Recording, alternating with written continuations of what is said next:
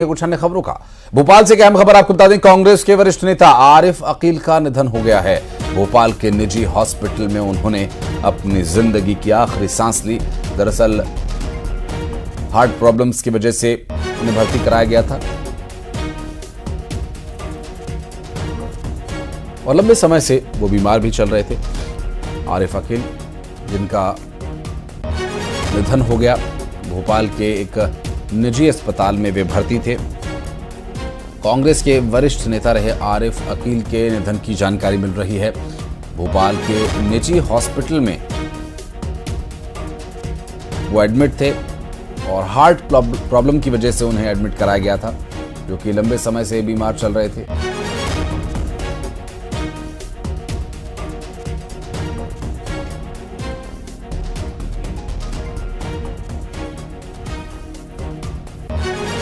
वासु चौरे हमारे सहयोगी इस वक्त फोन लाइन पर है, बात करेंगे उनसे। वासु, लगभग कितने दिन से हॉस्पिटल में एडमिट थे आरिफ अकील और अभी क्या डिटेल्स मिल पा रही है परिवार की तरफ से?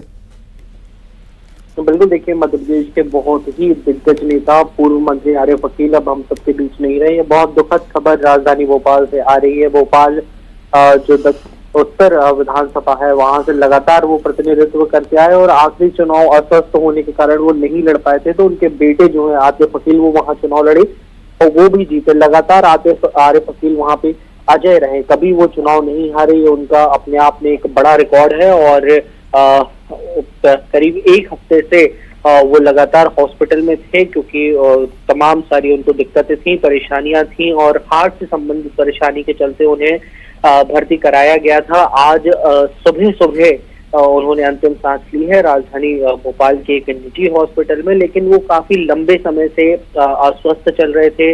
व्हील चेयर पे भी वो लंबे समय तक रहे, लेकिन उसके बावजूद उनकी सक्रियता जो है वो कभी कम नहीं हुई। जनता के बीच जो अपनी जानी पहचानी उनकी एक छवि है, कार्यशैली है, उसके लिए वो जाने जाते थे। हमेशा सबके लिए उपलब्ध रहना, अवेलेबल रहना, ये आरिफ अकील की एक बड़ी पहचान जो है वो हमेशा से रही है और यही वजह है कि जनता ने लगातार उन्हें अपना प्रतिनिधित्व करने का भी मौका दिया। और जब कमलनाथ की सरकार बनी तो उसमें वो मंत्री भी बनाए गए और इसके अलावा कांग्रेस के लिए तमाम बड़े पदों पर वो रहे। संगठन के लिए उन्होंने लंबे अरसे तक काम किया। अल्पसंख्यकों के एक बड़े नेता के तौर पर आरिफ अकील को जाना जाता था। गंगा जमुना तहजीब को बढ़ाने वाले वो नेता भोपाल के माने जाते रहे। लेकिन बहुत दुखद खबर जो है वो आज सुबह सुबह आई है कि अब वो हमारे बीच नहीं रहे हैं और तमाम जो उनके समर्थक हैं वो अस्पताल में और उनका जो निवास है वहां पर जुटने लगे हैं। आशीष, बिल्कुल स्वाभाविक है और एक पार्टी का जब बड़ा नेता इस तरह से जाता है, निश्चित रूप से पार्टी को भी उसकी क्षति होती है। बहुत बहुत शुक्रिया वासु आपका इस पूरे मामले पर जानकारी देने के लिए।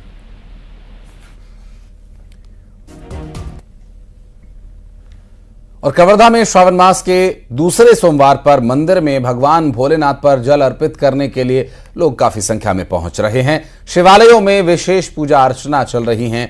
भोरमदेव, पंचमुखी, बूढ़ा महादेव, जलेश्वर महादेव मंदिर में भक्तों का तांता लगा हुआ है। मां नर्मदा से जल लाकर कांवड़िए भोलेनाथ पर उनका अभिषेक कर जल अर्पित कर रहे हैं।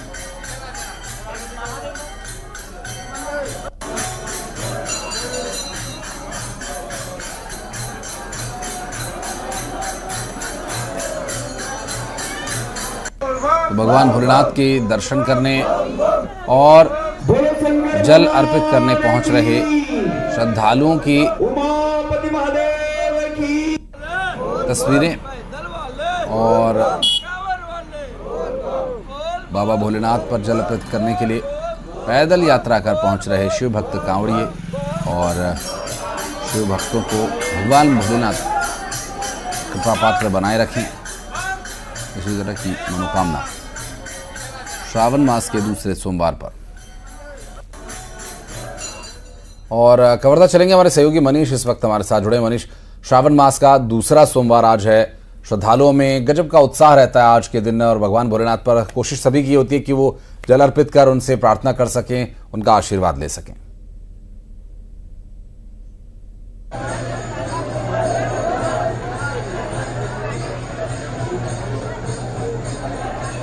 मनीष, आपको आवाज मिल पा रही है तो जानना चाहेंगे, आज भोलेनाथ के श्रावण मास के सोमवार का दूसरा सोमवार आज है श्रावण मास का, किस तरह की तैयारियां मंदिर में हैं और क्या है तस्वीरें हमारे दर्शकों के लिए?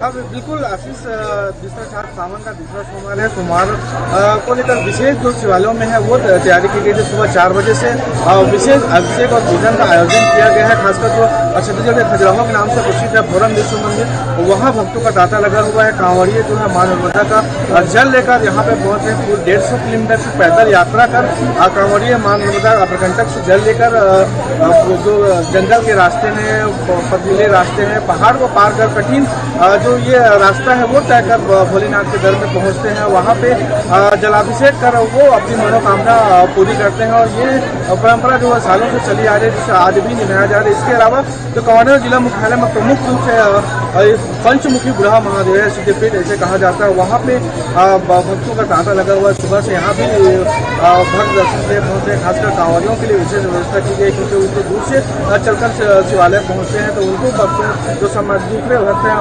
उनसे पहले उनको जलार्पण का मौका दिया जाता है। और यही जो सिलसिला है वो चल रहा है। जलेश्वर महादेव के संधू नदी किनारे ये स्थापित है, वहाँ भी भक्तों का लगातार जो है वो सुबह से पहुँचना चला। ये दिन भर इस तरह के जो आयोजन है, वो पूजा पाठ है वो चलता रहेगा।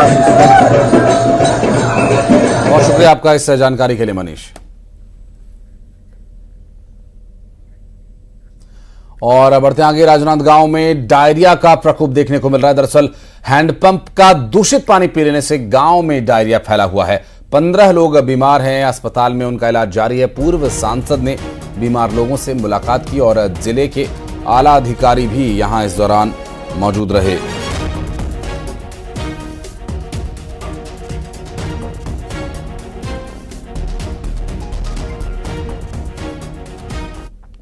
और अंबिकापुर में मरीज की मौत पर जमकर हंगामा देखने को मिला। मेडिकल कॉलेज अस्पताल में महिला मरीज की मौत हो गई और मौत के बाद परिजनों ने अस्पताल परिसर में जमकर हंगामा किया। परिजनों ने डॉक्टर पर इलाज में लापरवाही का आरोप लगाया है। अस्पताल प्रबंधन ने जांच कर कार्रवाई करने का आश्वासन दिया। मेडिकल कॉलेज अस्पताल का यह पूरा मामला अंबिकापुर से सामने आया। 3 दिन से हम लोग हॉस्पिटल दौड़ रहे हैं। हम लोग कल भी आए थे, उससे पहले भी आए थे, कल आए, कल एडमिट वाला कागज भी बन गया। यहाँ तक कि बोला एडमिट करो दो करके, हम सर एडमिट कर लीजिए, बहुत सीरियस थी। एडमिट तक नहीं किए उनको, बोले ठीक है, ठीक हालत में है कि मतलब जाओ डिस्चार्ज कर दो। हम लोग लेके गए, फिर उसके बाद आज फिर लेके आए, सर बहुत सीरियस है एडमिट कर लीजिए, फिर भी एडमिट नहीं किए। जब बोतल लगाए थोड़ा सा, फिर छोड़िए, घर ले जाओ, पानी पिला दो, एकदम नॉर्मल ठीक हालत में है। जब ठीक हालत में है तो फिर वो घर में कैसे एक्सपायर हो गई? अभी बोल रहे हैं डॉक्टर कि हम नहीं जानते हैं शांति मरावी कौन है, फिर बोल रहे हैं कि शांति यादव कौन है। कि किन परिस्थितियों में उनको भर्ती नहीं किया गया, क्यों नहीं भर्ती किया गया, इसकी पूरी जांच की जाए। निश्चित तौर पर जो उचित कार्रवाई होगी जांच के प्रतिवेदन के आधार पर, चाहे वो चिकित्सक हो चाहे कर्मचारी हो, जो भी इसमें मतलब पाया जाएगा कि मतलब उनकी स्तर पर लापरवाही हुई है, उसके लिए जो भी नियमानुसार कार्रवाई होगी की जाएगी। और मनेंद्रगढ़ में न्यूज 18 की खबर का बड़ा असर हुआ, जहां स्वास्थ्य मंत्री ने औचक निरीक्षण किया। सामुदायिक स्वास्थ्य केंद्र पहुंचे श्याम बिहारी जायसवाल। स्वास्थ्य मंत्री ने साफ सफाई रखने के निर्देश भी दिए और स्वास्थ्य केंद्र में रिपेयरिंग के भी निर्देश दिए गए। न्यूज 18 की खबर का बड़ा असर हुआ। दरअसल न्यूज 18 ने यहां की बदहाली को दिखाया था और सतर्क स्वास्थ्य मंत्री मौके पर पहुंचे, हालात का जायजा लिया और सामुदायिक स्वास्थ्य केंद्र पहुंचकर उन्होंने निर्देश दिए साफ सफाई बनाए रखने के।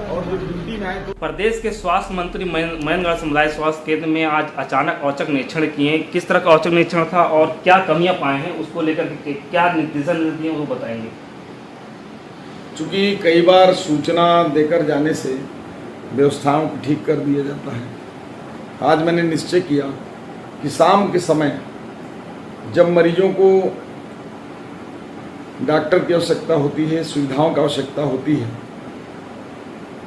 तब जो है उस समय उनके ऊपर क्या स्थिति रहती है, इसलिए मैं शाम को 8 बजे के बाद मनेंद्रगढ़ सामुदायिक स्वास्थ्य केंद्र में गया और वहाँ किसी भी जनप्रतिनिधि को, किसी मीडिया को, किसी भी स्वास्थ्य विभाग के अधिकारी को मैंने किसी को नहीं बताया।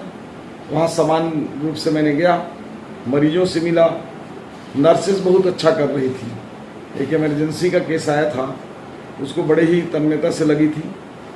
वहाँ पे हमारे बॉन्ड डॉक्टर वो भी मौजूद थे, वो पेशेंट को देख रहे थे। वहाँ के बीएमओ जो चाइल्ड स्पेशलिस्ट हैं वो भी कुछ समय बाद ही आ गए। तो वहाँ देखने में किसी प्रकार का लापरवाही नज़र नहीं आया, बहुत अच्छे से कर रहे थे डॉक्टर नर्स। कुछ सफाई को लेकर बातचीत आया है, बाथरूम उतने स्वच्छ नहीं थे। मैंने निर्देश दिया है कि 2 दिन में उसको ठीक कर लेने, तो जो क्लीनिंग का ठेका है उसको निरस्त करके हॉस्पिटल स्वयं सफाई कराए। साथ ही साथ रिपेयर मेंटेनेंस के लिए भी कई जगहों पर काफ़ी पुराना भवन होने की वजह से पानी वगैरह सीपेज हो रहा था, उसको मैंने रिपेयरिंग के निर्देश दे दिए हैं। और यहाँ रुकें एक छोटे से ब्रेक के लिए। खबरों का सिलसिला आगे भी जारी रहेगा, बने रहिए हमारे साथ।